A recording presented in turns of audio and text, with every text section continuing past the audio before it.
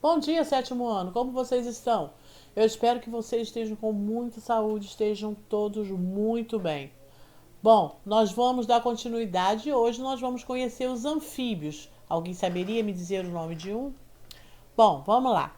Os anfíbios do grego anfi, que significa dupla, mais bios, que significa vida. A maioria das espécies da classe dos anfíbios passa parte de seu ciclo de vida em água, sempre água doce. Eles são vertebrados e têm sangue frio, o que significa que têm a temperatura dos seus corpos variando de acordo com a temperatura ambiente. Os primeiros anfíbios apareceram por volta de 360 milhões de anos atrás. Eles evoluíram de peixes com barbatanas carnudas, que pareciam pernas, e cabeças com formato diferenciado dos demais peixes. Esses anfíbios podem ter sido atraídos para o ambiente terrestre devido à qualidade de alimentos e também pela segurança, já que existiam poucos inimigos na terra que os viam como presas. As características gerais dos anfíbios. Os anfíbios vivem em água doce. As principais características são pulmões, onde ocorrem trocas gasosas, pele permeável, que também executa trocas gasosas. Eles respiram também pela pele. Tímpano, uma membrana que vibra com o som e remete estímulo para a estrutura nervosa do ouvido. Pálpebras, que protegem os olhos e realizam sua limpeza. Patas bem definidas. Os anfíbios são animais pecilotérmicos com grande importância para o equilíbrio ambiental. Mas, infelizmente, a maioria das pessoas desconhece isso e, em razão de crendices e superstições, matam muito desses animais. É importante saber que o Brasil é o país que apresenta a maior riqueza de espécies de anfíbios e, com relação aos répteis, perdemos apenas para a Austrália. Porém, novas espécies de répteis estão sendo descritas em nosso país e, assim, especialistas acreditam que em breve ele ocupará o primeiro lugar, sendo então o país que abriga a maior riqueza de espécies de anfíbios e também de répteis. Esse fato aumenta muito a responsabilidade de nosso país em relação à preservação dessa espécie, principalmente diante de fatos que evidenciam a redução populacional desses grupos em várias partes do planeta. Muitos anfíbios foram extintos no período Triásico. Sobreviveram somente alguns que evoluíram e se transformaram nos anfíbios modernos, que hoje conhecemos. Os anfíbios têm esqueleto simples com menos ossos do que outros animais vertebrados da atualidade, e menos ainda do que os seus ancestrais peixes. Isso revela o evoluído caminho trilhado por eles. Para se adaptarem ao meio terrestre, os anfíbios desenvolveram características como patas, pele, pulmões, narinas com comunicação para a cavidade bucal, excreção em pequenas quantidades de produto tóxico e órgãos dos sentidos que funcionam tanto na terra como na água.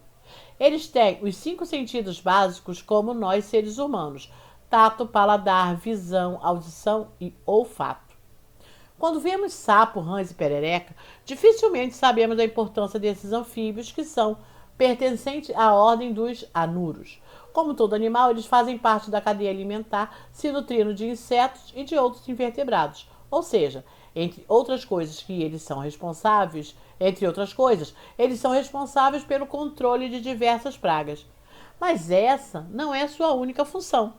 Atualmente já se sabe que esses animais são bioindicadores, ou seja, sua presença no local funciona como indicador de que o ambiente está em equilíbrio ecológico. Os anuros são altamente sensíveis às alterações do ambiente. Por depender de ambientes aquático e terrestre em bom estado de conservação, qualquer alteração na qualidade da água e da temperatura pode extinguir espécies. Então, quando eles começam a desaparecer, algum dano ao ambiente pode estar acontecendo. Os anfíbios são divididos em 3 grandes ordens: anuros, que são os sapos, arranhas e a perereca; urodelos, que são as salamandras, tristrões e salamandras aquáticas; e ápodes, que são as cecílias. Os anuros, quando adultos, possuem patas e não apresentam caudas: sapo, rã e perereca. Urodelos possui corpo alongado, patas laterais e uma longa cauda, que é as salamandras e os tritões. Aí uma salamandra e aqui um sapo. Ápodes Tem o corpo cilíndrico, não possui patas. As cobras cegas vivem enterradas no solo e são mais ativas à noite, com olhos bem reduzidos. Lembram grandes minhocas, mas possuem ossos e cabeça bem delimitada. Fisiologia. Aqui, ó, vários exemplos de anfíbios, tá? Nós temos salamandra, sapo, perereca, tá? Olha lá, ó, a Cecília. Vamos lá. Digestão dos anfíbios. A digestão dos anfíbios é processada no estômago e no intestino. Embora possam ter duas fileiras de dente, os anfíbios não mastigam suas presas. A língua, bem desenvolvida, é usada na captura de insetos, que é envolto por um muco que lubrifica, facilitando sua passagem ao tubo digestivo. Pele dos anfíbios. A pele dos anfíbios é lisa, vascularizada e permeável. Os anfíbios não ingerem água. Ela é obtida através da pele, que também executa a troca gasosa entre o sangue e o ar. É rica em glândulas e está sempre úmidas. Os sapos possuem um par de glândulas chamada paratiroide, que contém veneno e constituem a defesa contra os predadores. A respiração dos anfíbios adultos ocorre por meio de 3 estruturas: os pulmões, a pele e na mucosa da boca e da faringe. Os pulmões são formados por 2 sacos sem divisão interna. As narinas abrem-se na cavidade da boca. Enquanto estão na fase larval aquática, respiram por meio de brânquias. A fase larvais, eles são chamados também de girino, é onde eles sofrem a metamorfose. A reprodução é sexuada, geralmente com fecundação externa, onde a fêmea elimina os óvulos na água e o macho despeja os espermatozoides sobre ele. Os embriões se desenvolvem em forma de larvas que passam pela metamorfose, originando os adultos. Aqui é a estrutura do corpo de um anfíbio. A gente vai ver o anfíbio por dentro, como que é o corpo dele por dentro. Então, nós temos ali, ó, o tubo digestório, nós temos as narinas, por onde entra o fluxo de ar, nós temos os 2 pulmões, tá? Ali, ó, o estômago e o coração. Os pulmões dos anfíbios não têm área suficiente para absorver todo o oxigênio necessário.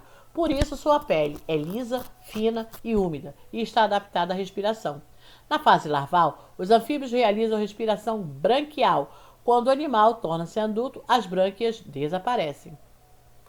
Aqui, a parte por dentro ainda dele, olha, tá? E aqui mais, claro, mais evidente, olha só. Nós temos coração, vesícula, fígado, pâncreas, estômago, boca, ânus, testículo, tudo. Intestino delgado, intestino grosso, tudo direitinho. Vamos lá? Metamorfose dos anfíbios. Os anfíbios sofrem metamorfose. Por falar da metamorfose dos anfíbios, utilizaremos como exemplo animais do grupo dos anuros, que apresentam um estágio de vida aquático e outro terrestre. Então, olha lá, os anfíbios colocaram seus óvulos ali, os machos foram lá colocar o espermatozoide, que são essas bolinhas, tá? E quando aí eles nascem na fase larval, tá? Aí já são girino, olha, tá? Até se transformar em sapinhos. Aí eles perdem a cauda. Eles parecem com um filhotinho de peixinho, tá? Quem nunca pescou um girininho? Patas adesivas. O fato da perereca poder subir na parede a vida inteira sem perder a cola de suas patas também é algo que vem sendo estudado pelos pesquisadores.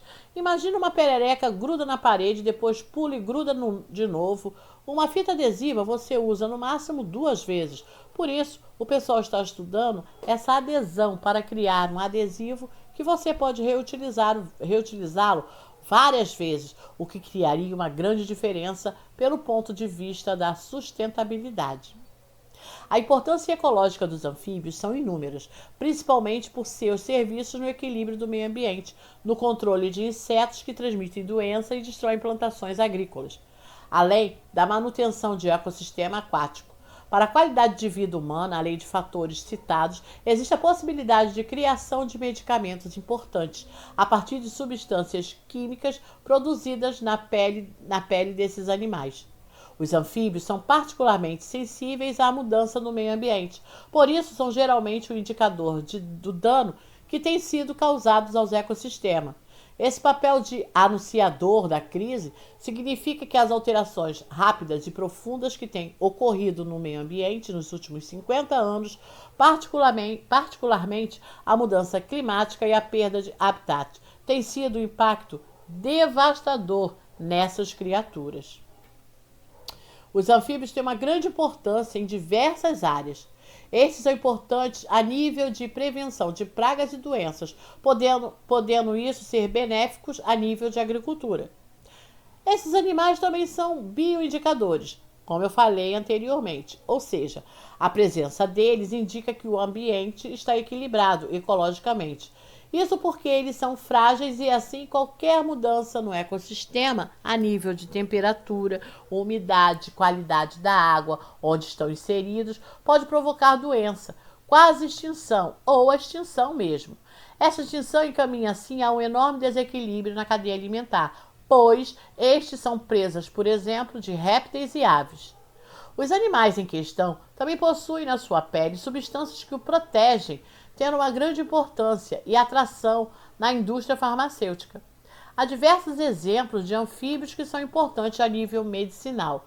Todavia, alguns deles estão perto da extinção ou já mesmo extinto, como o Rheobactersuccinus, que podiam conduzir à produção de substâncias antiúlcera. Outro exemplo é o Ifilomedusa, que tem o veneno com a capacidade cicatrizante antimicrobiantes. Os sapos, rãs e pererecas são animais de extrema importância. Eles controlam a população de insetos e de outros animais. Isso na natureza, essa importância dele é muito benéfica. Servem de comida para muitas espécies de répteis, aves e mamíferos. Se não fossem os anfíbios, o mundo teria tantos insetos, pernilongo, mosca e etc., que a espécie humana já teria deixado de existir há muito tempo, pois não seria possível controlar doenças como dengue, febre amarela, malária, que são transmitidas por picada de inseto. Sem os anfíbios, a quantidade de praga nas plantações de bananas e outras lavouras seria tão grande que não haveria veneno suficiente no mundo para combatê-las e todos morreriam de fome ou envenenados em poucas semanas. Que importância que tem esse sapo, hein? Sapo, rã e perereca. Os sapos, rãs e perereca devem ser numerosos para controlar a quantidade de insetos. Poluição, agrotóxico, desmatamento e destruição de banhados para a formação de lagoas para a criação de peixe tem reduzido a quantidade de anfíbios e em certas regiões eles já foram extintos. Se for determinado o peso de todos os bichos existentes numa área ainda não destruída pelo homem, se verificaria que os anfíbios pesam mais do que os répteis, aves e mamíferos que ali vivem. Ou seja, a biomassa dos anfíbios é maior que a de outro grupo de animais. Por constatações como essas, conclui-se que o extermínio dessas criaturas traz consequências graves para a natureza, afetando os humanos de uma forma direta. Várias ações, várias ações degradam o meio ambiente a longo prazo e muitas vezes podendo ter efeito irreversível. Mas também há preconceitos do dia a dia de muitas pessoas a se depararem com algumas espécies de anfíbio. Apesar de algumas pessoas acharem os sapos nojentos, eles são ótimos bioindicadores de poluição e controladores de pragas. Olha como eles ajudam. Os anfíbios só vivem e se reproduzem em ambientes que têm uma boa qualidade de água. E no seu dia a dia eles comem grande quantidade de insetos, como por exemplo o sapo cururu, Rhinella marina, que pode comer por dia cerca de mil insetos. Dessa forma, eles mantêm o equilíbrio ecológico controlando as pragas. Para evitar o risco de extinção das espécies, é necessário realizar educação ambiental nas escolas em vários locais do Brasil. Palestras, seminários sobre a biologia dos animais, fundamentais ao equilíbrio da natureza, explicando de maneira lúdica os motivos da importância dos anfíbios e a diferença entre sapos, rãs e perereca, e o papel da água na reprodução deles. Bom, façam, tá? Já que a gente está falando aí da diferença, façam um relatório com as diferenças entre sapo, perereca e rã. e respondam também a essas perguntas que estão aí. Bom, eu vejo vocês no Classroom, tirem as dúvidas, façam, leiam o capítulo do livro sobre anfíbios, tá? Não se esqueçam, tá? A gente vai ficando por aqui. Fiquem com Deus. A gente se encontra no Classroom. Tchauzinho.